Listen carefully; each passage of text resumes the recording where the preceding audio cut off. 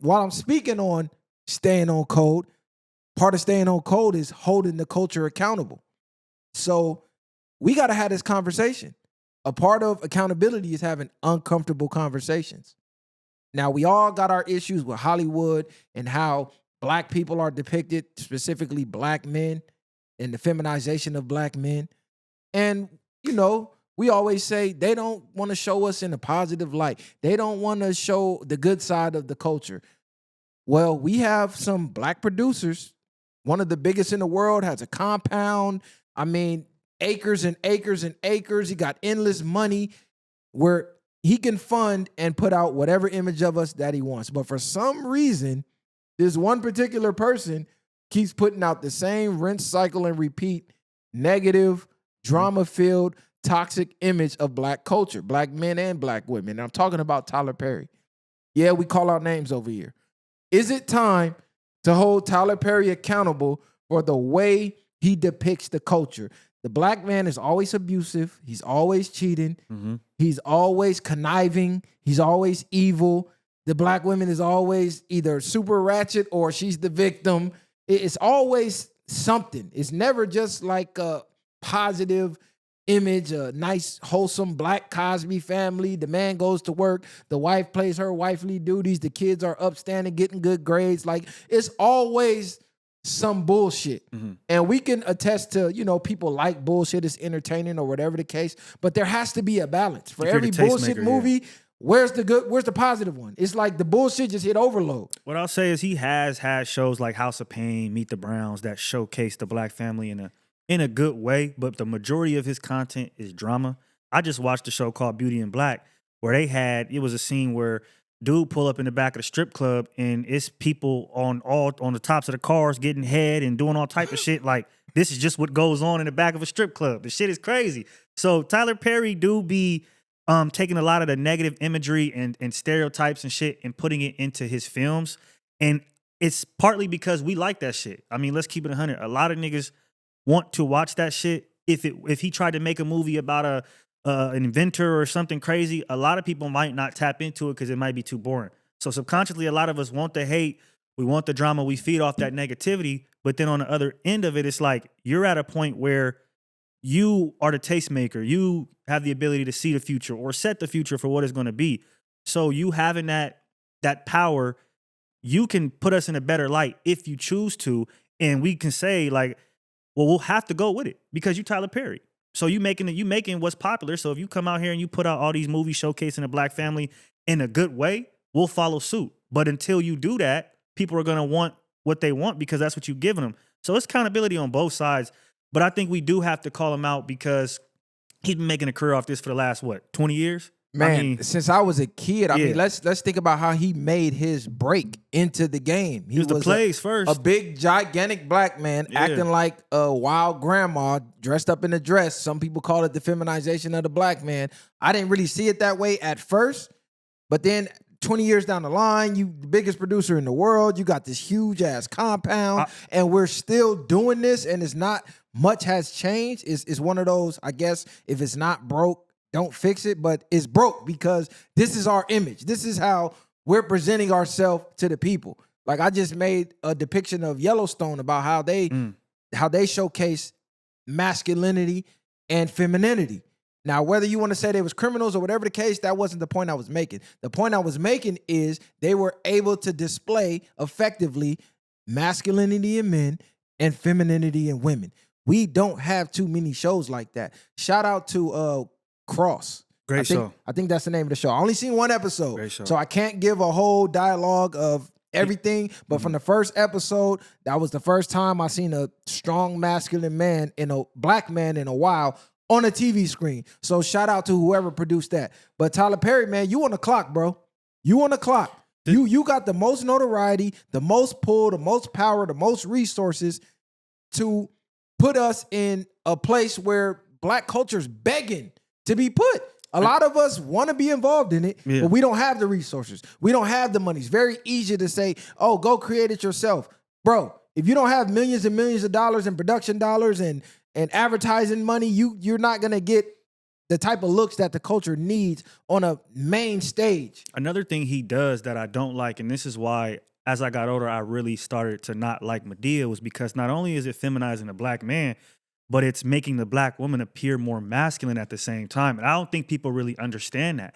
Not every black woman is a gun-toting big lady that's just finna slap you any chance she get. Like, that's not necessarily the view that I had growing up from a granny or an auntie necessarily. So even to depict that over and over and over again is a stereotype in itself that I don't think people really see or took it as. But that's what he does, and that's why I started to not like that. He even has the whole colorist thing. He put light skins against dark skins all the time. It's like he has all of these negative imagery within his shows, and he continues to profit off of it. And he don't really care, I think, at this point, because the money's coming in, and he doesn't realize, or I don't think he takes accountability for what it is, because he's so far up, he not really seeing the effect of it. And this is why we, as a culture, have to hold him accountable. What we like to say in the streets is nobody's bigger than the program. So right now, effectively, a lot of the elites feel like they're bigger than the program. But without us going to see the movies, because I'm putting some of this blame on the viewers. We can complain until we blue in the face, but if you're going and still putting dollars behind what you say you don't like, well, then now it's your fault. How many times you want to go and watch Diary of a Mad Black Woman 50 different ways? Just it's the same movie. Think of that title. Diary of a Mad Black Woman. That is the number one stereotype of black women. Y'all mean, y'all aggressive, y'all loud, y'all are angry. So to keep putting millions of dollars behind these box office movies depicting our stereotypes and turning that shit up to the max times 1,000, because that's all it is. We take the stereotypes of black culture, and then you just make that the basis of the movie, and we all can relate in some sense. And correct me if I'm wrong, but Diary of a Mad Black Woman, she's mad because of a black man. So I also want to point out the importance of that and the imagery, again, he tries to display to us. I don't even care about the other people viewing us a certain way, but it actually, us viewing it over and over again is internalizing in us what we are. And that's where it becomes more negative to me. I could give a fuck what Whitey think or whoever think, but you have kids and adults or whatever actually believing that this is what our culture is because this is what they're seeing, instead of looking around at a more realistic view. And this is why the viewer needs to be held accountable as well. Because if they putting these movies out and these movies are flopping, they're going to try something else. So if I can understand if they was making these movies that the culture say they want and then they were flopping. Like, look, bro, we tried to show y'all in a certain light. Y'all not even supporting it. Y'all not watching it. This is on y'all. This is what y'all want to see, so this we're going to keep giving y'all. Then we don't have a leg to stand on. But when you're not even seemingly attempting to do that, or it's 20 movies of bullshit, and then every one you throw alley-oop, it's like, okay, the scale is like this, bro. We need to go ahead and even that shit out. And he got the machine behind him at this point where even if we boycott it to a certain degree, he's putting it in our faces. Like, I don't think that people are going to see Madea just in droves constantly at this point, because it's been the same movie over and over and over again. I feel like it's also just his machine that just, again, he don't give a fuck. He gonna keep putting it in our face, even if we don't want it or not, because he gonna make the bread off of it. Even the fucked up wigs is like a play on our imagery in a sense, because black women are known for what? Weaves. So every movie, y'all got these fucked up wigs and weaves on. Like, even small little details like that. Like, why can't none of y'all have fresh cuts? Nigga, we be getting fresh cuts, fresh hairline. We don't walk around looking like that, bro. Yeah. Or why can't none of the women have their real hair done up or their real hair out naturally? Why it always got to be some super extreme, wild-ass, fucked-up-ass wig? And why we talking about directors and producers, what about Lee Daniels? A lot of people got a problem with his movies as well. I know that he's worked with Monique too a few times, I believe. I think everybody, black movie makers, black producers, all need to have accountability, because again, how long, and it's, you know, what's crazy about it is Tyler Perry, for instance, Lee Daniels, they wife and kids, whatever, they live in a prominent lifestyle. Like, they're not living the life that they're making movies about. Niggas is going to Hold on, because Lee Daniels is homosexual. And a lot of his movies is a lot of homosexual shit going on. So that's why people were saying, hey, Lee Daniels' feet need to be held to the flame. Because we understand you gay, bro. But goddamn, does every movie we got to be gay? Like, you could be gay and still make straight movie. It could still be a straight nuclear family. Because there is an agenda to feminize men, period. Not just black men, but men. But we're black culture, so we're going to specifically key in on black culture right now. I agree with that, though. Every successful black man you see has been in what? A dress, more than likely. A fucking dress. Yeah. All of them. Like, I can't find one who hasn't. A dress, a wig, makeup. I mean, from LeBron all the way down to even Dave Chappelle. I thought he didn't, and they got footage of him actually in one. So it seems like this has to be an agenda because I don't believe in coincidences. Why the fuck they all got these dresses on? You got Shaquille O'Neal in a damn dress, then you got him bending over Kevin Hart over a car, humping him. Like, it's always some gay shit. And then, boom, they in a new movie. Boom, they got a new deal. So, I mean, allegedly, it looks like all of these conspiracy theories have some type of truth to it because this can't be a coincidence. Nah, yeah. I mean, we know the demasculization has been going on for a long time when it comes to men in Hollywood. The buck breaking, all of it is really, it's kind of difficult to explain for me because I feel like we've, again, allowed it. The men in Hollywood have allowed it to the point where it's like, how do we get people to infiltrate and stop it from going on if everybody just rides the same train, for lack of better words, when they get into Hollywood? We don't have any black people within Hollywood standing up and saying, hey, I'm not going to do that. Even we got Denzel just came out. We thought this nigga couldn't do no wrong. Now he kissing niggas and doing all other type of shit. And then getting baptized.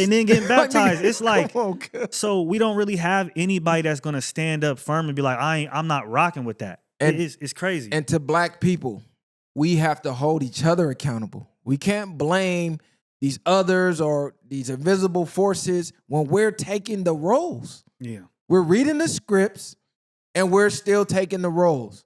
Not only are we taking the roles, we're loading up the kids, driving to the movie theater and buying the tickets and supporting the very thing that we say we're tired of and we don't want reflecting our culture. So until that stops, it's not going to stop because eventually they're going to have to make a change. If Denzel's getting these roles, he's like, man, I'm not doing that shit. The fuck you talking about? I ain't kissing no man. I'm a fucking married man. Yeah, that's crazy. Fuck are you talking about? I'm not putting on no dress. You out your damn mind? If everybody's doing that as a collective, how long you think they're going to keep throwing these scripts and these dresses in your face before they say, hey, man, we losing a lot of fucking money. Yeah. They don't want to wear dresses. Let's leave that shit alone. They don't want to kiss men. Let's leave that shit alone. Or let's find men who actually kiss men in real life and let them do it. It's so many homosexuals out here. I mean, yeah. Why are you making the straight man? Why are you making the straight man play gay? It's gay men who will happily be gay because they're really gay. So that's another thing that makes it look like an agenda. It's like you want to buck break straight guys. And the thing that they try to pass it off is the history of Hollywood and Broadway plays. And if you go back to the Roman days and in Greece, they used to make these plays where dudes used to dress up as women. And so they try to disguise it under the guise of art. Romans were gay as hell. Yeah, but they try to put it under, hey, this is art. This is what we do in movies, so you're not gay because you're just acting. But there is some sort of, I feel like, display of control that they want to get across when doing that. You look at, what's his name in The Wire who did it. It's like, that was crazy. You have all these different scenes where it's like, you wouldn't even expect that to be a part of the show, but now for some reason, it's a part of the show. It's a requirement damn near. Hey, Zeus, y'all on the clock too, cuz. I gotta holler at the producer of Zeus. This is the worst depiction of black culture I've probably ever seen in Zeus. The shit that they do, diabolical to say the least. Yeah. It's crazy. I can't even believe they get people to get on a camera and act that way. Anybody watching that shit too is a goofy, an idiot. You're literally brain dead, man, because sitting there watching girls fight on camera for 45 minutes is crazy. Not even cute bitches at that. Ugly, botched bitches that's out there that in real life don't really got it going on. They making a bad scene for us. I hate that shit, to be honest. And girls who think that shit is just fun and cool, that shit is trash, man. How many different ways can you put baddies in the title? I done heard baddies of everything. Like, bro, y'all are not baddies. This ain't bad. What was the word of the year? Brain rot. Brain rot. Zeus is literally brain rot. If you watch Zeus and that bullshit that they put on the screen, you suffer from brain rot. Because how you find a bunch of drunk bitches yelling and arguing about some dumb shit and just fighting all day, entertaining, you Zeus? have to have brain rot. There's no way you can be an intellect and enjoy that. Zeus is a circus whorehouse. They got girls going up there to go to Gladiator School, and then after they getting fucked by the security guards and by the producers up there and whoever else they bringing up to them houses. That's literally what's going on. And the fact that you women are up there doing that for a baddie's chain or whatever the fuck y'all doing, it's sad, and it shows the lack of love we have for ourselves as a culture to put ourselves out there for that, and then also to watch that. Like, y'all want to be famous for that. Just think about that. Y'all have sons, daughters, people who look up to you, and this is the shit you're doing, titties and ass out while you getting your ass dragged around on the floor in Miami, like, and this is something that you come home and you think you're proud of because you made a little chip. And they're not even making chip. Barely. That's the bad part. They're not even doing it for the money. They're doing it for the clout and the notoriety. And this is the thing we got to address as a culture. Fame is not everything. What the fuck is the point of being famous if you're broke? And what's the point of being famous if you're famous for the wrong reasons? If you're famous off a baddie show, really think about that. Really digest that. Who in the world is going to take you serious in real life? What self-respected man is going to take you serious in real life? It's crazy. How can your kids even brag about you being their mother and you're famous for being drunk, down in tequila, sucking random dick and fighting random bitches? Like, that's nothing to really brag about. As a culture, we have to really key in on what's acceptable and what's not. I mean, it's your life and you can live it the way you want and make the decisions you want, but we have to really analyze and really draw a line on who we allow to represent us. That's one thing that I agree with Ruckus on, is who we allow to represent us, who we champion. Because a lot of these baddies, the bitches are championing them. Yeah. The women are championing them. The women are driving the viewership up. Because again, a lot of women want to do that.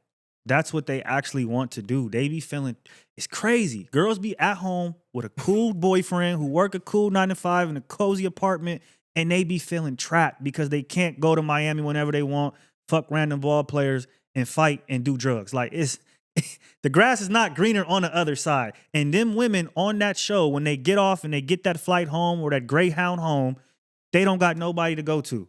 And it's because it's the result of their actions that have ultimately led them to that show. They're not picking in people for no reason. You get what I'm saying? They're perfect for the fit because their life is fucked up and they are bad imagery for us as black people.